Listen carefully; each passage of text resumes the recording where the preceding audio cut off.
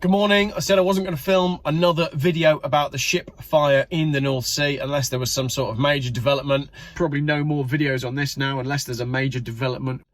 Well, I'd say that this is definitely a major development. I reported, and so did everybody else, that there were 25 electric vehicles on the ship. So 2,857 cars, only 25 of them were thought to be electric cars. It's come out this morning at 9:38 a.m. that actually it's more like 500 electric cars on the ship. Tradewind's website, K-Line, reveals close to 500 electric vehicles on the fire-ravaged Fremantle Highway car carrier. Japan's K-Line, the operator of the car carrier involved in the major ongoing North Sea fire casualty, has revealed there are close to 500 electric vehicles on board the vessel, far higher than first estimated, and it appears to raise the likelihood that a lithium-ion battery in an EV either caused the blaze in the 6,210 cubic unit Fremantle Highway, built in 2013, or added to its severity. According to K-Line's official figures, there are 3,783 vehicles in total on board. All of them are new. There's no second-hand vehicles. The consignment was loaded in Germany, heading to the Far East via the Suez Canal, including 498 EVs. The fire broke out on the Fremantle Highway off the coast of the Netherlands earlier this week, leading to a full evacuation of the crew and the death of one seafarer, as we know. The vessel remains on fire, but it's under tow and has been taken outside the main shipping lanes. According to Reuters, Dutch broadcaster RTL has released a transcript of an emergency responder to the incident, saying the fire started in the battery of an electric car. There's your proof. There's your smoking gun, which is a smoking EV, actually. I'm going to read that again. Transcript of an emergency responder to the incident saying the fire started in the battery of an electric car. Now, everybody that commented saying you don't know where the battery started, please go back and delete your comments. The Netherlands Coast Guard has insisted that the cause of the fire remains unknown. So that, okay, all right. The Netherlands Coast Guard is insisting that the cause of the fire remains unknown, but the transcript of an emergency... So who was the emergency responder? Was that the first person on the scene? Well, it's a ship. You can't really you can't get on the scene of a ship, can you? Was it the phone call that the crew made from the ship?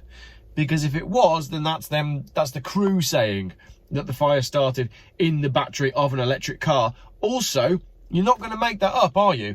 If you're the first responder and a huge ship is on fire, you're going to run over there and you're going to go, there's a massive fire. You're not going to make it up. You're not just going to make it up. There's a massive fire. It must have started in the battery of an electric car. You'd have to know that for someone to say that. So for that to be in a transcript, it tells me that somebody knows. That came from someone that either saw it happen or knew that that had happened. I might be wrong. Tear me down in the comments. Go on, go for it. Allianz Commercial released a report this week highlighting the growing risk of fire, indicating that 64 ships have been lost to fires in the last 5 years. It pointed out that the rapid growth in seaborne transportation of lithium-ion batteries, independently or in EVs, is an increasing safety concern for shipping. The main hazards are fire, explosion and thermal runaway, a rapid self-heating fire that can cause an explosion, said Captain Rahul Khanna, commenting on lithium-ion battery transportation. Lloyd's Register has been involved in reducing the risk of lithium-ion batteries through industry initiatives such as lash fire. Although it doesn't say much in the article about what that is. What is lash fire? You tell me in the comments. Rich McLaughlin, head of maritime engagement at Lloyd's Register, said lithium-ion battery fires are a major safety concern for the shipping industry, both as a potential risk and in terms of emergency response procedures. So, yes, we have had ships burn before electric cars, but before electric cars, we were burning lots of electrical devices. I haven't got my handy jump pack on me today, but that's a good example. Although Lash Fire have identified measures to respond to lithium-ion battery fires, the rapid onset of thermal runaway and the associated chemical fire and the potential ignition of explosive gases, off-gassing, caused by either battery cell breakdown, failure of the battery management system, or impact damage to the battery has, like any fire on board, the potential for serious consequence, he said. McLaughlin pointed out that a major concern is the ability of the ship's staff to respond in time to prevent fire spreading. Notwithstanding, there were only 23 staff on the ship anyway. And if there's 500 electric vehicles and one of them goes up and thermal runaway takes place, there's not much that 23 ill-prepared people can do other than jump off. Scary stuff. Major technology changes will be required to reduce the risk, he said. Until the industry has either improved alternative battery technologies, greater screening and checks on potential mis- or non-declared goods, or a better understanding of the stability or degradation of lithium-ion battery cells over time, these concerns will continue.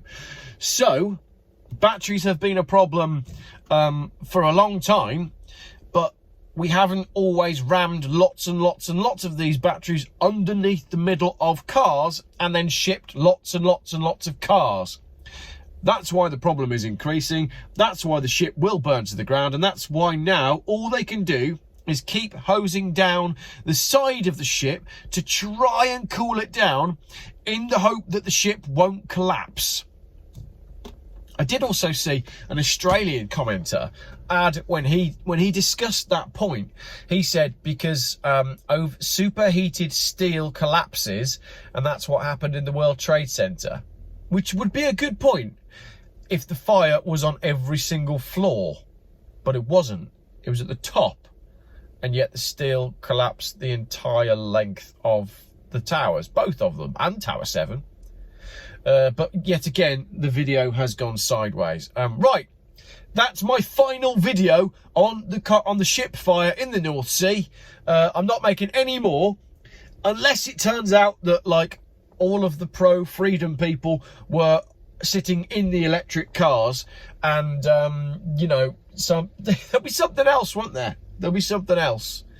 So okay, I won't claim that this is going to be the last video. This is another video in an ongoing series.